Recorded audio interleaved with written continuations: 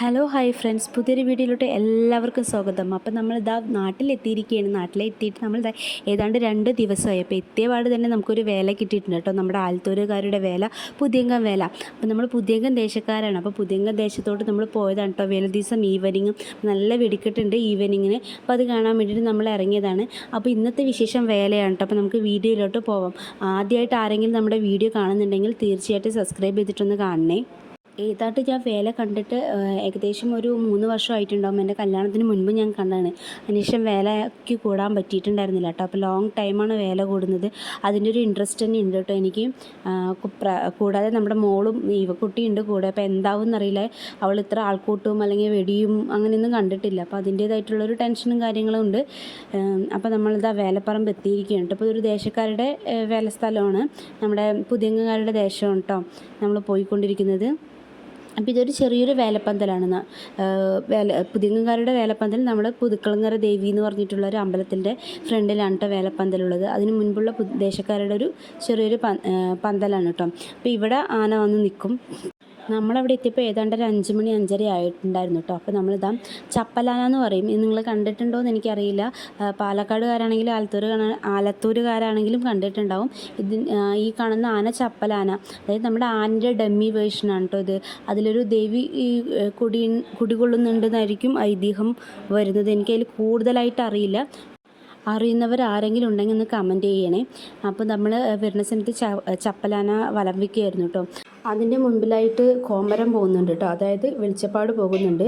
ഈ ആൽമരത്തിന് ചുറ്റും ഒരു 3 റൗണ്ട് വലം വയ്ക്കും കേട്ടോ. അതിൻ്റെ തൊട്ടടുത്തായിട്ടാണ് ആന നിൽക്കുന്നത്. അതിൻ്റെ തൊട്ടടുത്തൊരു പാടമുണ്ട്. അതിൻ്റെ റോഡ് സൈഡായിട്ട് 7 ആന നിൽക്കുന്നുണ്ട് കേട്ടോ. അപ്പോൾ അത് ഏതാണ്ട് ഒരു പാടത്തിന് അപ്പുറമാണ് ഈ ആനകൾ നിൽക്കുന്നുണ്ടാവുക.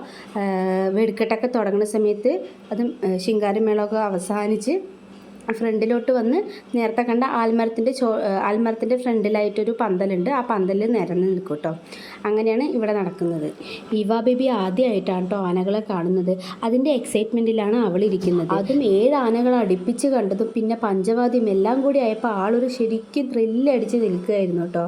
സത്യം പറഞ്ഞാൽ അവൾ മാത്രമല്ല, നമ്മളെല്ലാവരും അതെ. നല്ല രസമായിരിക്കില്ലേ 7 ആനകൾ നിരന്ന് അതിൻ്റെ ഫ്രണ്ടിൽ ഇങ്ങനെ പഞ്ചവാദ്യം ഇങ്ങനെ മുഴങ്ങിക്കൊണ്ടിരിക്കുമ്പോൾ. പ്രത്യേകിച്ച് നിർത്താനാണ് സമയത്ത് ആ ഒരു നല്ല രീതിയിലുള്ള കൊട്ടലും കാര്യങ്ങളൊക്കെ കാണുന്ന സമയത്ത് വല്ലാത്ത പൊളി വൈബായിരിക്കില്ലേ. അവൾ ആനനെ തുടർന്ന് പറഞ്ഞിട്ട് വാശി പിടിക്കുകയാണ് കേട്ടോ. അപ്പോൾ അത് കഴിഞ്ഞ് ഏതാണ്ട് ഒരു 7 മണി 7:30 ആയപ്പോൾ നമ്മുടെ വെടിക്കെട്ട് തുടങ്ങി കേട്ടോ. വെടിക്കെട്ട് ഒട്ടും പറയാനില്ല, നല്ല അടിപൊളി വെടിക്കെട്ടായിരുന്നു. 2 ദേശക്കാരുടെ വെടിക്കെട്ടായിരുന്നു കേട്ടോ. അരമണിക്കൂർ ഗ്യാപ്പ് ഉണ്ടായിരുന്നു. ആദ്യം പുതിയ ദേശത്തെയായിരുന്നു കേട്ടോ വെടിക്കെട്ടുണ്ടായിരുന്നത്. അതിനുശേഷം കാട്ടുശ്ശേരി ദേശം. ഈ വെടിക്കെട്ടും കഴിഞ്ഞ് നമ്മൾ നേരെ വീട്ടിലോട്ട് മടങ്ങി കേട്ടോ. ഏതാണ്ട് 8:30 വീടെത്തുന്ന സമയത്ത് പിറ്റേ ദിവസം നമ്മൾ വേലയ്ക്ക് പോയിട്ടുണ്ടായിരുന്നു കേട്ടോ. നമ്മുടെ പുതുക്കളങ്ങര ദേവിയുടെ ക്ഷേത്രനടയിൽ വെച്ചിട്ട് 2 ദേശവും കൂടിയിട്ട് ഒരുമിക്കും. അത് ഏതാണ്ട് രാത്രി വേല നടന്നുകൊണ്ടേ ഇരിക്കുന്നുണ്ടാവും. എന്നാലും ഒരു പുലർച്ചെയൊക്കെ ഒരു 2 മണി 3 മണിയാണ് സമയത്ത് 2 ദേശക്കാരും കൂടിയിട്ട് നമ്മുടെ പുതുക്കളങ്ങര ദേവിൻ്റെ നടയിൽ വെച്ച് ഒരുമിക്കും. അപ്പം നമ്മൾ ഏതാണ്ട് ആ ടൈമിലൊക്കെ പോകും കേട്ടോ. അപ്പോൾ നമുക്ക് യുവക്കുട്ടിയുള്ള കാരണം 3 മണിക്കൊന്നും പോകാൻ പറ്റിയിട്ടുണ്ടായിരുന്നില്ല. ഏതാണ്ട് 4:30-5 മണി ടൈമിലാണ് കേട്ടോ നമ്മൾ പോയത്. അപ്പം തന്നെ ഓരോ ടൈം ആന വലം വെച്ച് ഇറങ്ങുന്നുണ്ടായിരുന്നു കേട്ടോ. പിന്നെ അങ്ങനെ 2ാമത്തെ തവണ ആന, അതായത് സെൻറ്ററിൽ നിൽക്കുന്ന ആന, ദേവിൻ്റെ തിടമ്പെടുത്ത് നിൽക്കുന്ന ആന അമ്പലത്തിലോട്ട് ഉള്ളിൽ കയറി കേട്ടോ. ഉള്ളിൽ കയറി ഒരു 3 റൗണ്ട് വലം വെച്ച് ദേവിയെ തൊട്ട് വണങ്ങിയിട്ട് ആൾ വെളിയിലിറങ്ങും കേട്ടോ. അങ്ങനെ തന്നെ കാട്ടുശ്ശേരി ദേശക്കാരുടെ ആനയും ചെയ്യും. ഇപ്പം നമ്മൾ ആ തിരക്കത്ത് നിൽക്കുകയാണ് കേട്ടോ. ഏറ്റവും ഫ്രണ്ടിൽ മീൻസ് ഏറ്റവും ബാക്കിലായിട്ട് നമ്മൾ നിൽക്കുകയാണ് കേട്ടോ. നല്ല തിരക്കുണ്ട്, കണ്ടാൽ തന്നെ അറിയില്ലേ. ഇത് ഈ 2 ദേശക്കാരുടെ ആന, അതായത് 7 14 ആന ഇങ്ങനെ നിരന്ന് നിൽക്കുകയാണ് കാണാൻ ഒരു രക്ഷയില്ലാത്തതാണ്. അതുമാത്രമല്ല 2 സൈഡും കൊട്ടും ഉണ്ട് കേട്ടോ. അങ്ങനെ പൊളി വൈബായിരുന്നു.